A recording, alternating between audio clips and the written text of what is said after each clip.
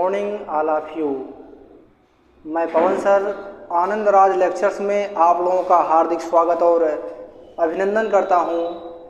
मेरे प्रिय विद्यार्थियों, जैसा कि आप लोग जानते हो, हमने अपने सेकंड लेक्चर में बिलियन के प्रकार यानी टाइप्स ऑफ सॉल्यूशन, साथ ही साथ बिलियन की सांद्रता को व्यक्त करने की विधियाँ कि बिलियन की सांद्रता को किन किन विधियों के द्वारा व्यक्त किया जाता है, उनको हमने बढ़िया तरीके से डिस्क्राइब किया था, बताया था। और आज हम उसी एक एक मेथड को डिस्क्राइब करते हुए किसको किससे प्रेजेंट किया जाता है, इसका फार्मूला कैसे प्राप्त किया जाता है और इससे संबंधित कौन कौन से न्यूमेरिकल्स बनते हैं और न्यूमेरिकल्स को कैसे हम सॉल्व करेंगे, उन सभी बातों पर चर्चा करेंगे। तो इन सभी बातों को चर्चा करने से पहले हम विलेय और विलायक से संबंधित मुख्य तथ्य को देख लेते हैं जो कि उसमें यूज होते हैं, सांद्रता को व्यक्त करने के मेथड्स में यूज होते हैं। जैसे अगर बात कही जाए विलेय के लिए, सबसे पहले हम आपको यहाँ पर विलेय के लिए बताएंगे। अगर विलेय की बात कही जाए, कहने का मतलब विलेय के लिए, विलेय के लिए यानी फॉर सैल्यूट आप कह सकते हैं, इसको आप कहेंगे फॉर सैल्यूट। अगर विलेय की बात कही जाए तो इसमें आप देखेंगे स्मॉल एन होता है। स्मॉल एन, तो स्मॉल एन क्या होता है? क्वेश्चन उठता है कि स्मॉल एन यहाँ पर क्या होता है। तो स्मॉल एन आपका होता है मोलों की संख्या। स्मॉल एन क्या होता है? मोलों की संख्या। ये जो आपका स्मॉल एन होता है मोलों की संख्या होता है, यानी नंबर ऑफ मोल। क्या होता है आपका? नंबर ऑफ मोल होता है। ये जो है मोलों की संख्या। और विलेय के अगर हम भार की बात करें तो विलेय के भार को जो है हम स्मॉल w से व्यक्त करते हैं। ये आपका होता है स्मॉल w, विलेय का भार होता है। इसको हम क्या कहेंगे? विलेय का भार। विलेय का भार कहेंगे यानी वेट। ये आपका रहेगा वेट, विलेय का भार हो जाएगा। और विलेय के अणुभार की अगर बात हम करें तो विलेय के अणुभार को जो है स्मॉल m से दर्शाया जाता है। स्मॉल m क्या होता है? अणुभार होता है। स्मॉल m जो है आपका अणुभार होता है, जिसको मॉलिक्यूलर वेट कहते हैं। इसको क्या कहा जाता है भैया? मॉलिक्यूलर वेट कहा जाता है। मॉलिक्यूलर वेट कहा जाता है। ये आपका जो है विलेय के लिए इम्पोर्टेंट फैक्ट है जो सांद्रता को व्यक्त करने के मेथड में यूज किया जाता है। तो आपने विलेय के लिए देखा, अब वहीं आप देखेंगे विलायक के लिए, क्योंकि जब बिलियन बनेगा तो उसमें विलेय और विलायक दोनों यूज होते हैं। तो अगला आपका रहेगा विलायक के लिए। ये सब चीज़ें आप भली भांति सीख जाओगे तो आने वाला टॉपिक आपको आसानी से समझ में आएगा और आप गुड परफॉर्मेंस भी देंगे। यानी विलायक के लिए इसमें आप देखेंगे फॉर सॉल्वेंट, क्योंकि सॉल्वेंट माने होता है विलायक। अगर विलायक के मोलों की संख्या की बात कही जाए तो विलायक के मोलों की संख्या को कैपिटल N से और भार को कैपिटल W से और अणुभार को जो है कैपिटल M से दर्शाया जाता है। N यहाँ पर क्या है आपका? मोलों की संख्या है। किसके मोलों की संख्या? विलायक के मोलों की संख्या, यानी मोलों की संख्या है। ये आपका मोलों की संख्या है। और कैपिटल W जो है भार या मात्रा या द्रव्यमान भी आप कह सकते हैं। और कैपिटल M आपका जो है अणुभार है। कैपिटल M क्या है? अणुभार है। सेम सिचुएशन वही सब चीज़ें रहेंगी, यानी ए आपका रहेगा number of mole of solvent रहेगा, और यह है आपका वेट ऑफ सॉल्वेंट रहेगा, यानी जो भी चीज़ें हमने विलायक के विषय में कहा, और यह जो है आपका मॉलिक्यूलर वेट रहेगा, यानी आप कह सकते हैं अणुभार। तो भैया ये सब चीज़ें आपका जो है इसमें यूज होंगी। साथ ही साथ आप देखेंगे आयतन को जो है, अगर आयतन की बात कही जाए तो आयतन को जो है कैपिटल V से दर्शाया जाता है। V आपका क्या है? आयतन है। V भैया आपका क्या है? आयतन है। और आयतन को जो है वॉल्यूम कहा जाता है, यानी वॉल्यूम माने क्या होता है? आयतन होता है। तो ये सब चीज़ें जो है आपका विलेय और विलायक के लिए होती हैं, जिसमें आप देख रहे हो विलेय के लिए इन सभी चीज़ों का यूज किया जाएगा, और ये सब जो है विलायक के लिए यूज किए जाएंगे। और जो सांद्रता को व्यक्त करने का मेथड है, विधि है, उसी में इन सभी चीज़ों का यूजेज किया जाएगा। तो हमें अब आपको लेकर चलते हैं सांद्रता को व्यक्त करने के मेथड में। इसमें हमने आपको पिछले लेक्चर्स में बताया था, पहला आपका है मोलरता। अब यहाँ पर हम मोलरता के बारे में चर्चा करेंगे कि मोलरता किसे कहते हैं, मोलरता को कैसे परिभाषित किया जाता है, इसका सूत्र क्या होता है, और इसका मात्रक क्या होता है, और मात्रक को कैसे हम ऑब्टेन करते हैं। साथ ही साथ उस सूत्र की सहायता से जो आपके न्यूमेरिकल्स बनते हैं, आंकिक प्रश्न तैयार होते हैं, जो कि परीक्षा की दृष्टि से काफ़ी इम्पोर्टेंट होते हैं। एक एक करके न्यूमेरिकल्स को भी सॉल्व किया जाएगा। तो आगे हम चलते हैं मोलरता के विषय में चर्चा करने कि मोलरता क्या होता है।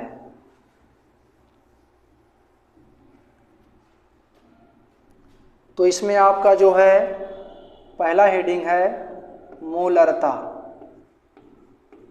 मोलरता जिसको जो है मोलरिटी कहते हैं, जिसको क्या कहते हैं भैया? मोलरिटी कहते हैं। इसमें आपको हम मोलरिटी के विषय में सभी चर्चाएं करेंगे, जिसको आपको आसानी से समझ में आ जाएगा। तो आप इसको यूँ परिभाषित कर सकते हैं, यानी मोलरता को यूँ परिभाषित कर सकते हैं कि 1 लीटर, डिफिनीशन हम बता रहे हैं, ध्यान से आप लोग सुनिएगा, लिखिएगा। 1 लीटर या प्रति लीटर, 1 लीटर या प्रति लीटर विलयन में उपस्थित, 1 लीटर या प्रति लीटर विलयन में उपस्थित, विलयन में उपस्थित विलेय के मोलों की संख्या, विलेय के मोलों की संख्या, विलेय के मोलों की संख्या विलयन की मोलरता कहलाती है। विलयन की मोलरता कहलाती है। विलयन की मोलरता कहलाती है। क्या कहलाती है भैया? विलयन की मोलरता कहलाती है। तो यह है आपका जो है मोलरता का डिफिनीशन हो गया। अब देखिए इसमें मेन पॉइंट क्या आता है। अब इसी डिफिनीशन के अनुसार हम सूत्र को प्राप्त करेंगे, और इसको प्रदर्शित करने की बात कही जाए तो विलयन की मोलरता को कैपिटल एम से प्रदर्शित करते हैं। विलयन की मोलरता को किससे हम प्रदर्शित करते हैं? कैपिटल एम से प्रदर्शित करते हैं। अगर विलयन की मोलरता की बात कही जाए तो इसको कैपिटल एम से दर्शाया जाता है। तो इसमें कहा गया है कि 1 लीटर या प्रति लीटर, तो यहाँ आप देखेंगे प्रति, अगर कैपिटल एम के बराबर आप देखेंगे कैपिटल एम, कहा गया प्रति, प्रति का मतलब क्या होता है? अपान, यानी बटे। कैपिटल एम बराबर इतना, और क्या कहा गया, लीटर। लीटर अगर आप देखेंगे तो आयतन को किस में व्यक्त किया जाता है, लीटर में व्यक्त किया जाता है। तो यह आपका हो जाएगा कैपिटल वी। आयतन जो होता है कैपिटल वी से दर्शाया गया, और यह किस में रहेगा, लीटर में। क्या कहा गया, विलयन में उपस्थित विलेय के मोलों की संख्या। किसके मोलों की संख्या, विलेय के मोलों की संख्या, जिसको आपने देखा था स्मॉल यन से दर्शाया जाता है। तो यह आपका हो जाएगा स्मॉल यन बाई वी। अगर पूरे फार्मूले की हम बात करें, मोलरता के फार्मूले की अगर बात कही जाए, तो capital M is equal small n upon capital V किसमें रहेगा, लीटर में। और ये ऊपर आप देख रहे हैं स्मॉल यन जो है विलेय के मोलों की संख्या है। तो विलेय की मोलों की संख्या बराबर होता है, अगर यहाँ पर देखा जाए, चूँकि स्मॉल यन इज इक्वल होता है स्मॉल डब्लू अपान स्मॉल यम। विलेय के मोलों की संख्या बराबर होता है विलेय का भार बटे विलेय का अणुभार। यदि दोनों का हम रेशियो निकाल दें तो वह क्या रहेगा, विलेय के मोलों की संख्या को व्यक्त करेगा। तो यहाँ पर हम लिख सकते हैं एन के जगह पर small W upon Yama we. किस में वी रहेगा, आयतन किस में रहेगा, लीटर में रहेगा। और अगर आप देखेंगे कभी कभी ऐसा आपको देखने को मिलता है, जो आपका न्यूमेरिकल्स दिया रहता है तो आयतन जो है लीटर में रहता है, और कभी कभी देखने को मिलता है आयतन जो है आपका मिलीलीटर में रहता है। तो लीटर से मिलीलीटर में कन्वर्ट करने के लिए आप देखेंगे स्मॉल डब्लू, अगर ऊपर हम अंश में 1000 का मल्टीप्लाई कर दें यम वी, तो यह मिलीलीटर में कन्वर्ट हो जाता है। तो मेरे प्यारे बच्चों, आपने देखा मोलरता के विषय में 3 फार्मूले आपको प्राप्त हो गए, और इन्हीं तीनों फार्मूले का यूजेज आपके न्यूमेरिकल्स में किए जाते हैं। तो आप देखेंगे यानी स्थिति के अनुसार, अगर आयतन आपका लीटर में है तो आप इस फार्मूले का यूज करेंगे, अगर आयतन आपका मिलीलीटर में है तो आप इस फार्मूले का यूज करेंगे।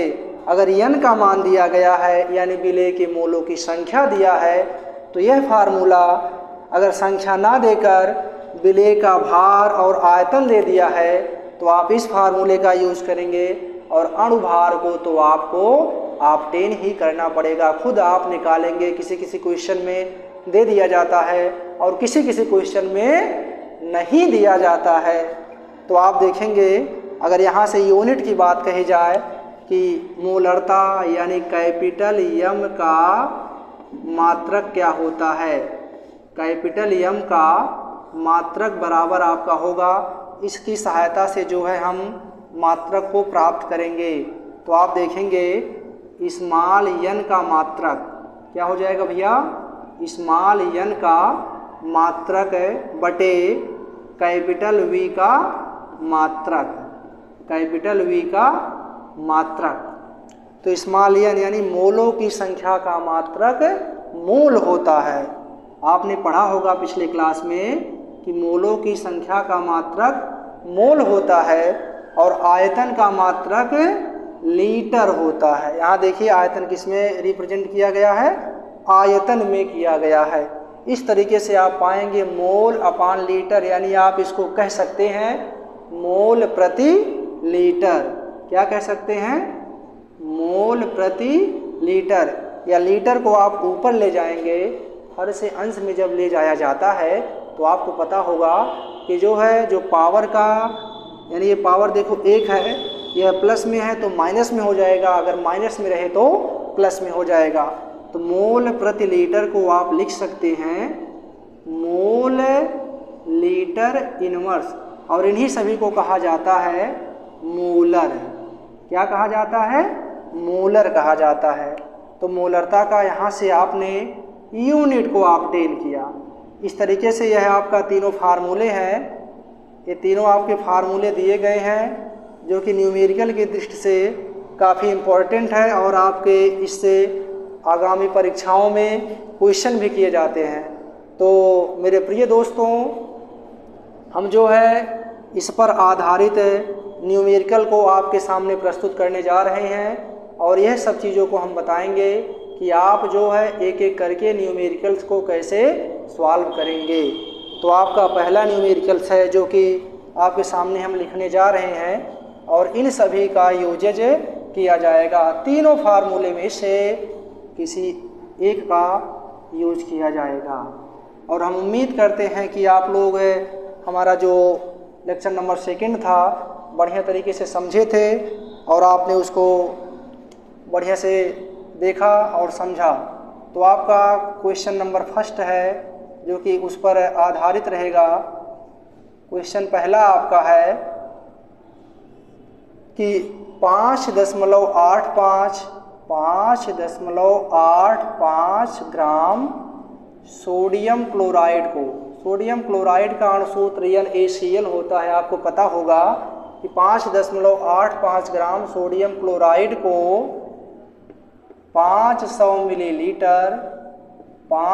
मिलीलीटर विलयन में घोला गया है।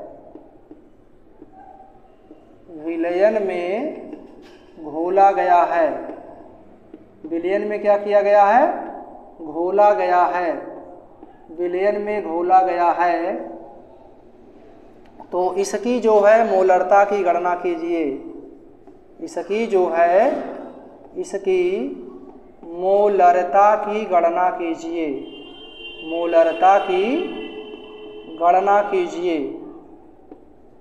मोलरता की क्या करना है भैया? गणना करना है। तो आप कैसे मोलरता का कैलकुलेशन करेंगे? तो इस टाइप का यदि क्वेश्चन आ जाए तो सबसे पहले आपको क्या करना रहता है? सबसे पहले आप यह खोज करिए कि क्या क्या मान दिया गया है। क्या क्या मान दिया गया है? मान को ऑब्टेन करने के बाद लास्ट में आप पाएंगे कि एक पॉइंट को ज्ञात करना होता है। वह पॉइंट क्या होता है? अज्ञात होता है। तो जब अज्ञात पॉइंट आप जान जाओगे तो फार्मूला आप ऑटोमेटिक यूज कर सकते हो और आप बढ़िया तरीके से सॉल्व भी कर सकते हो। तो इसको सबसे पहले हम देखेंगे, इसको हम सॉल्व करेंगे। इसको क्या करेंगे? सॉल्व करेंगे। सॉल्व जब करेंगे तो इसमें देखेंगे कि क्या चीज़ें दी गई हैं। इस क्वेश्चन में क्या है दिया है, क्या दिया गया है वही आपको देखना है। कहा गया है 5.85 ग्राम सोडियम क्लोराइड है। ये सोडियम क्लोराइड जो आपका 5.85 ग्राम दिया गया है और इसको जो है घोलकर कोई विलयन बनाया गया है। तो आप देखेंगे सोडियम क्लोराइड क्या होगा यहाँ पर? सोडियम क्लोराइड जो होगा आपका यानी NaCl, इसमें आपका विलेय होगा। इसमें क्या होगा? विलेय होगा। तो हमने एक चीज़ देखा कि सोडियम क्लोराइड इस क्वेश्चन में विलेय है। जब सोडियम क्लोराइड आपका विलेय रहेगा तो यह जो है आपका देखेंगे विलेय के रेस्पेक्ट में भार को जो है स्मॉल w से और अणुभार को जो है हमने किससे व्यक्त किया? स्मॉल m से। तो सबसे पहले आप देखेंगे ग्राम में, अगर कोई चीज़ ग्राम में हो चाहे किलोग्राम में हो, यह दोनों जो है क्या व्यक्त करती हैं? भार को व्यक्त करती हैं। तो यहाँ पर भार कहने का मतलब स्मॉल w का मान क्या दिया गया है? अगर स्मॉल w के मान की बात कही जाए तो स्मॉल w आपका है 5.85 ग्राम दिया गया है। फिर आप एक चीज़ और देखिएगा, अगर कहीं पर भी लीटर या मिलीलीटर आ जाए तो यह जो है सब चीज़ें आयतन को रिप्रेजेंट करती हैं। किसको दर्शाती हैं? आयतन को। तो यहाँ पर जो 500 मिलीलीटर है वह क्या है? आपका आयतन है। कहने का मतलब आयतन को हमने वहाँ पर किससे दर्शाया था? कैपिटल V से। तो कैपिटल V का मान 500 मिलीलीटर हो गया। कैपिटल V का 500 मिलीलीटर। अब देखेंगे इसकी मोलरता की गणना कीजिए। जो विलयन है इसके मोलरता की गणना करना है। तो आपने देखा मोलरता को हमने कैपिटल M से दर्शाया और कैपिटल M के मान को हमको प्राप्त करना है। क्या करना है? कैपिटल M के मान को प्राप्त करना है। तो इससे पहले आपने देखा था कि अभी हमने मोलरता का 3 फार्मूला प्राप्त किया था। मोलरता का 3 फार्मूला प्राप्त किया था, जिसमें आपका था capital M is equal N/V litre में, दूसरा था स्मॉल W/M V लीटर में। इसी लीटर को हमने मिलीलीटर में कन्वर्ट किया तो आया स्मॉल W इंटू 1000/MV। इसमें आपका ये हो जाएगा मिलीलीटर में। तो मेरे प्रिय दोस्तों, आप देख रहे हैं आयतन किस में दिया गया है, मिलीलीटर में। तो तुरंत आप लोग अंदाज़ा लगा लीजिए कि कौन सा फार्मूला यूज होगा। ये जो थर्ड वाला फार्मूला है यहाँ पर यूज होगा। तो आप फार्मूले में देखेंगे स्मॉल W का मान है और कैपिटल V का मान है, लेकिन स्मॉल m का मान नहीं दिया गया है। स्मॉल m तो आप जानते ही हो कि स्मॉल m क्या है, अणुभार है। किसका अणुभार? ये जो आपका सोडियम क्लोराइड का अणुभार है। तो अणुभार आप पिछले क्लास में सीख लिए हो कैसे निकाला जाता है। तो यहाँ पर एक बार हम चर्चा कर दे रहे हैं। जैसे NaCl दिया गया है, इसका हमें अणुभार याद करना हो। कोई भी कंपाउंड अगर दिया गया हो और कह दिया जाए कि अणुभार निकालिए, तो जितने भी एलिमेंट उसमें दिए गए हों, टोटल एलिमेंट के द्रव्यमानों की संख्या का योग क्या कहलाता है? अणुभार कहलाता है, मॉलिक्यूलर वेट कहलाता है, मॉलिक्यूलर मास भी कह सकते हो।